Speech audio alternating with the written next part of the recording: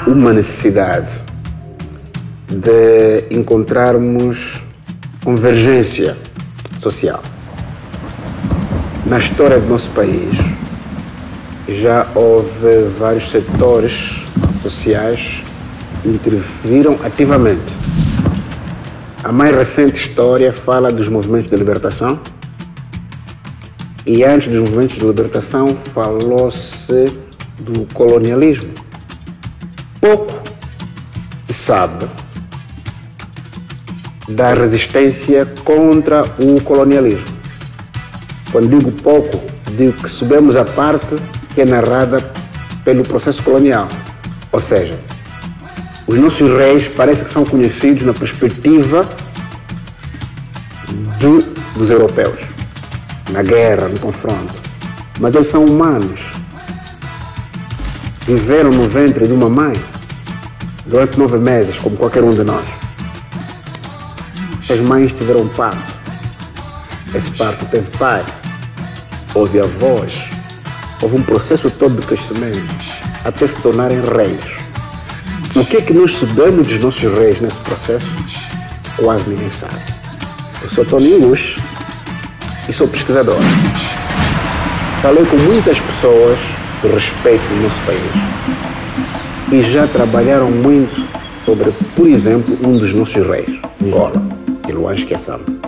Refiro-me à doutora Rosa Cruz de Silva, refiro-me à doutora Virgílio Coelho, para não mencionar outros tantos que vou mencionar ao longo desse depoimento. Mas esses dois, a doutora Rosa Cruz de Silva foi ministra da Cultura, o doutor Virgílio Coelho foi secretário de Estado, ou até vice-ministro da Cultura.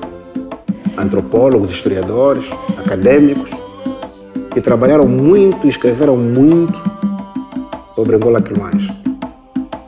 Conseguiram ir até Malange, não tenho a certeza se chegaram todos até o Ndongo, mas dedicaram muito tempo a procurar recuperar a história que está nos arquivos ultramarinos de Portugal. Essa história limita-se a Angola Quilomães rei, já rei.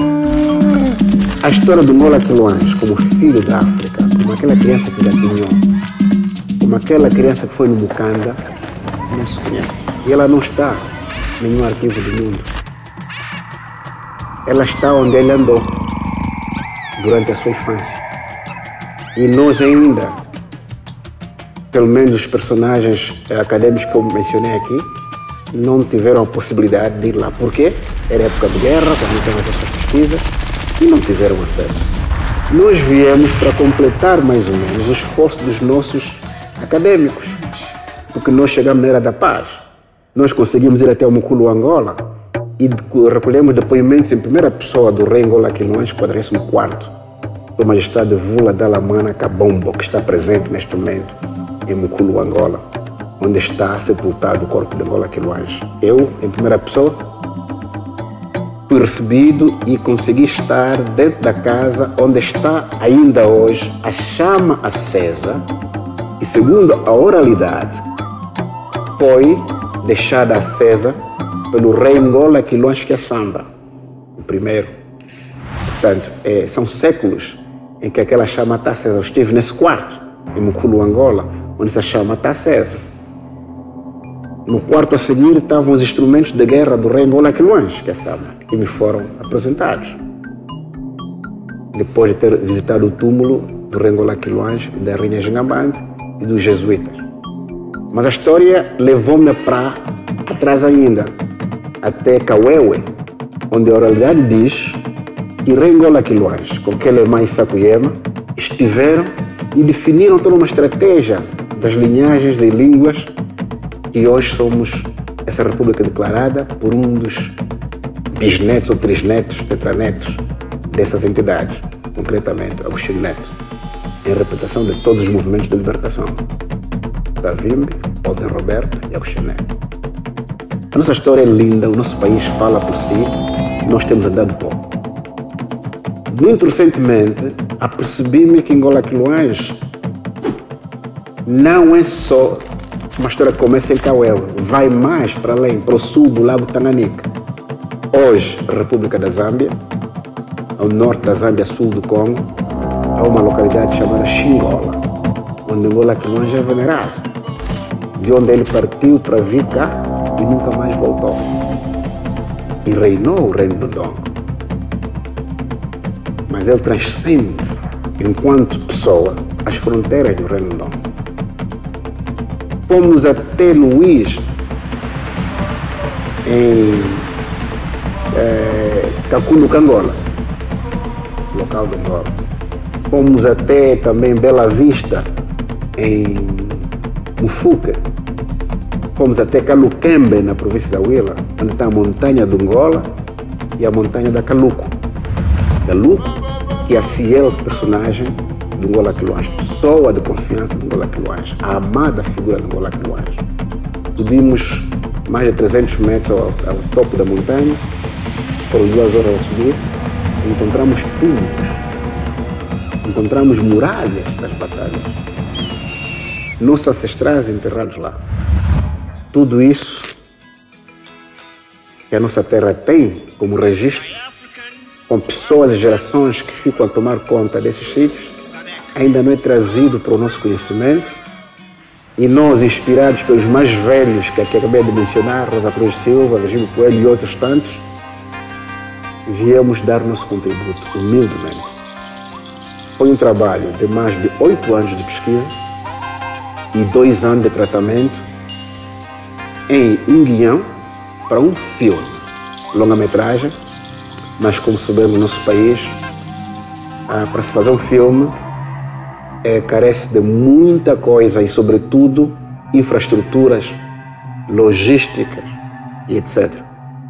Se for persuadir o percurso do Ngola Aquilões, nós não temos infraestruturas, por enquanto, que facilitem uma boa produção, por enquanto. Há áreas em que acesso de estradas é difícil, não há nenhuma estrutura logística, corrente elétrica, internet, para podermos trabalhar com as máquinas que hoje exigem carregar baterias, dormir, portanto, é difícil. É um processo que se vai corrigindo. Já escrevemos, mas achamos, dada a importância do assunto, que era preciso trazer em antecipação o filme num livro de banda desenhada. Uma espécie daquilo que vai acontecer no filme, mas em banda desenhada, bem elaborado. Trabalhamos com 2 jovens excelentes desenhadores, são irmãos, o Chris e o Jovete. Desenvolvemos o guião com bons argumentistas, o Fernando Cruz e o Nyanga Dadambe. E trabalhamos com a equipa toda da Fundação Aquáfrica e da Mahamba Investimentos. Chegamos a um ponto em que finalmente vamos tirar o livro. O contrato já está assinado com a Mahamba Editora, o livro já foi entregue. É um momento de muita ansiedade e agora estamos a reunir equipas para caminharmos nesse processo que começa agora.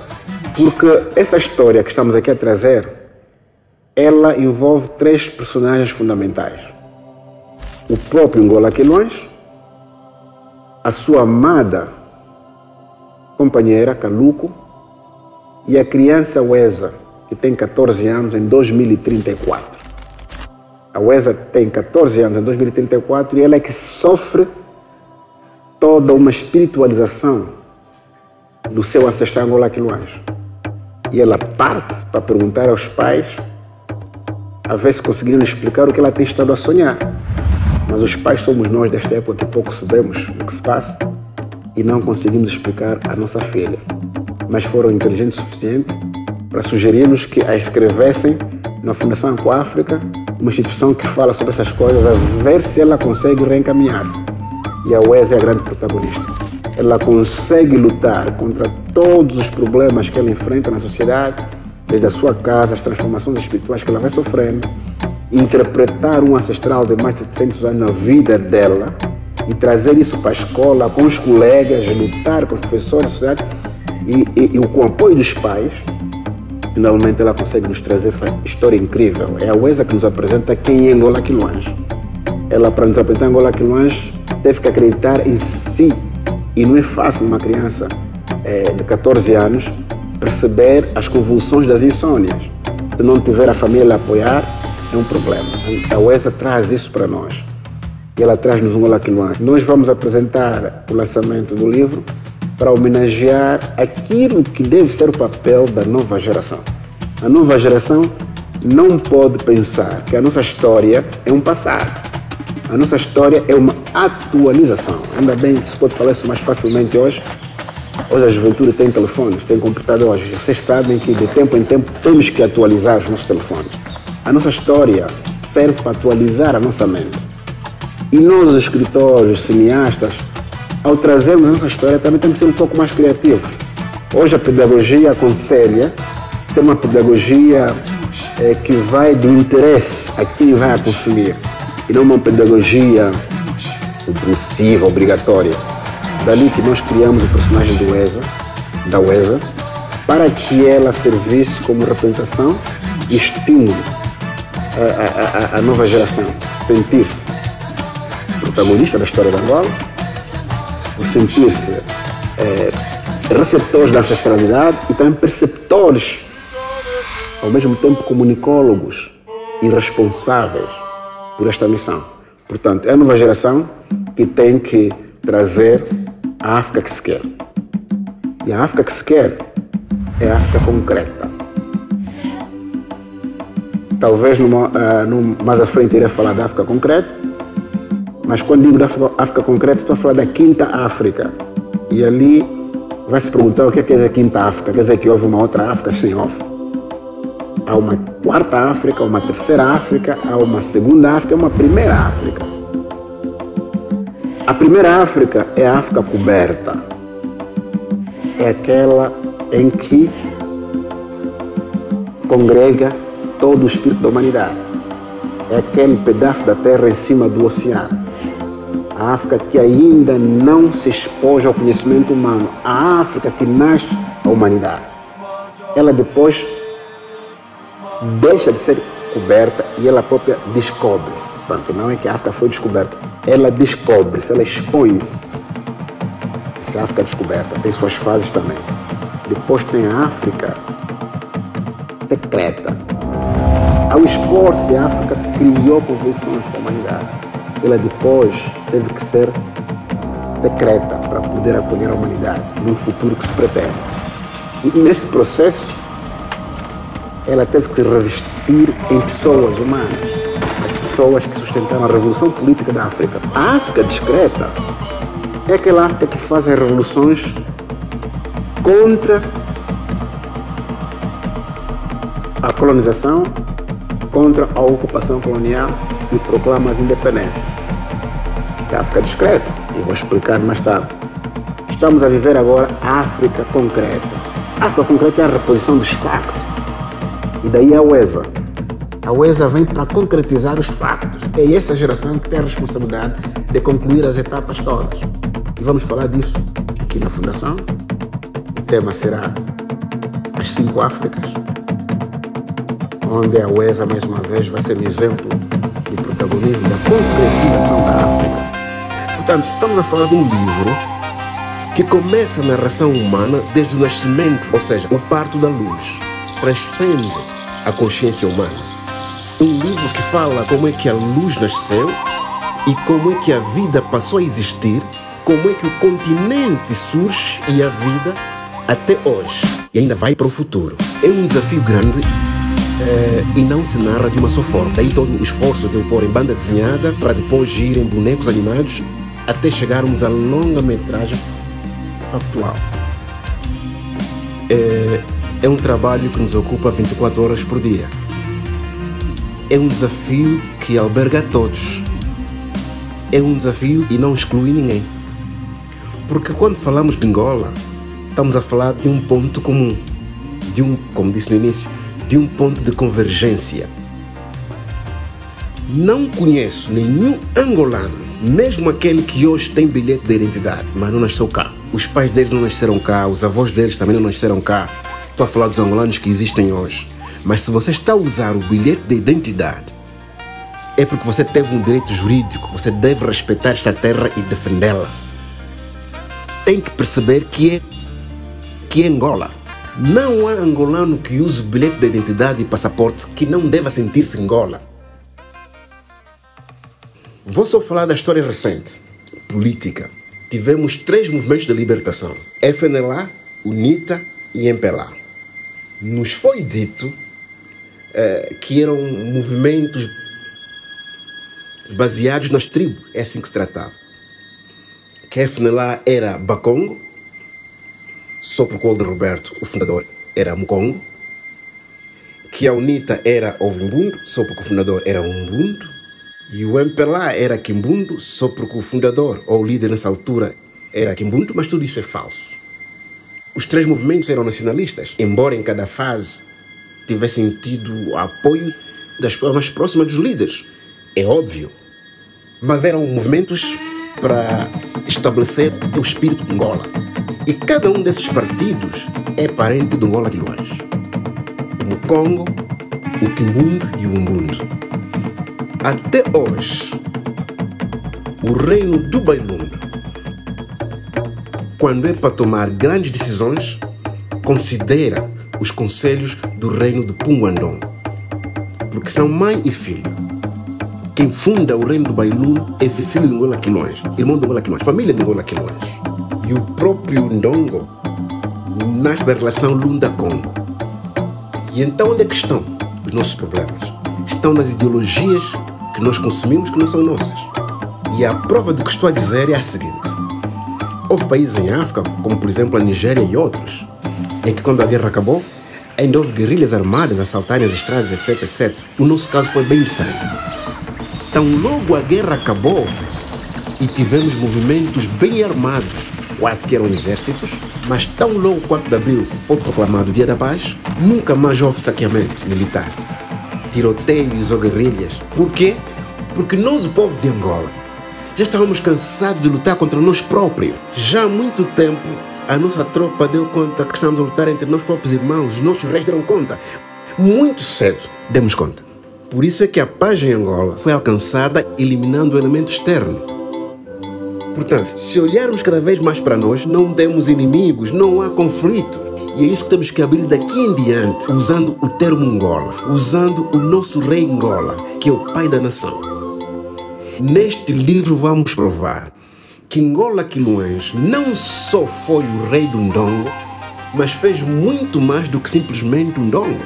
Negociou com o Congo, foi a Matman, onde hoje é Willa, lidou com o Planalto Central, hoje Bailundo, congregou a Batalha de Ngoleme-Kitambo, onde todas as forças nacionais dos povos dessa região partiram na frente de Angola Quilões contra o reino da Portugália. Então, esse espírito de Angola deve ser, no nosso ponto de vista, enquanto pesquisadores, acadêmicos, artistas, o espírito que deve ser encarnado por cada cidadão desse país. Por quê? Porque o próprio Angola Quilões, enquanto ancestral, já trabalhou o suficiente. Veio a geração do Agostinho Neto, Savimbi e Elza Roberto, que também trabalharam. Foram seguidos por José Eduardo Santos, agora João Lourenço, com todas as críticas, quer queiram, quer não, estão a trabalhar. Depois da paz, veio a fase em que os militares tinham que ser governadores. Havia razões, os políticos sabem porquê.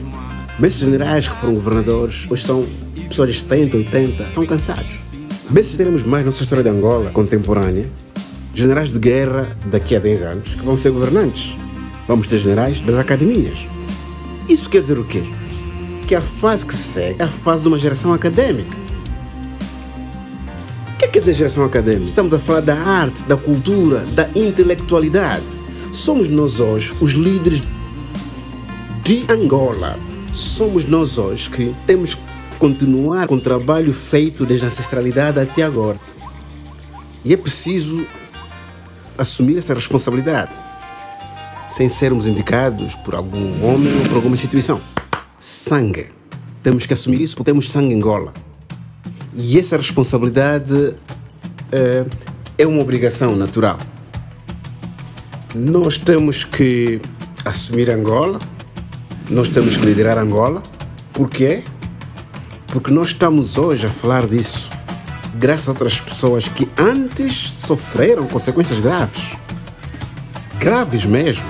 Para podermos estar hoje aqui no Jardim de Rosas a fazer essa entrevista. Isto era mato.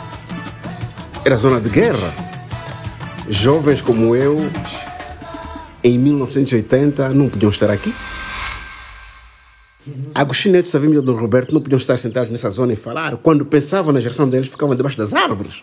Portanto, não se pode saltar classes. Não podemos dizer hoje que somos hoje nós que estamos a fazer os mais jovens falhar. Não concordo com isso enquanto cidadão. Eu acho que nós cumprimos e não se pode seguir em frente sem respeitar os que estiveram aqui antes. Com as suas falhas, estiveram. Nós também vamos falhar. Espero que nos respeitem diante das nossas falhas quando vocês assumirem a próxima geração, a geração da UESA, assumir. E como é que se faz uma geração? Como é que se faz uma nação? Estamos a falar da UESA que vai ter 14 anos em 2034. Quer dizer que nesta altura estamos a falar de uma geração que tem 3 anos. Estamos a falar e a preparar um legado de pessoas que hoje têm 3 anos de idade, que nem sequer sabem que estamos a fazer isso. Mas nós já estamos a criar condições para eles. Espero que sejam boas condições. Porque se forem más condições, vão sofrer. Se forem boas condições, vão sofrer menos. Vão sofrer as consequências deles, mas não as nossas. Então é assim que se faz uma nação. É projetar o melhor caminho para os que vêm a seguir. Quando tiverem 14 anos e encontrar essa história, eles vão pôr em palco. Mas por quê? Porque nós estamos a conceber mecanismos que facilitem a vida deles. Então, se nós estamos a fazer isso, eu duvido que os nossos mais velhos atrás não pensaram em nós. Os desafios deles foram diferentes. Enfrentaram movimentos internacionais globais, até hoje enfrentam. Mas nós, a nossa geração, oferece à nação o conceito, o termo antropológico Ngola, como um ponto de reflexão. Nós, no percurso deste trabalho, temos a imagem da Kaluku, uma mulher africana que é o apoio de Ngola Quilões, que a acompanha no percurso os momentos fracos e fortes.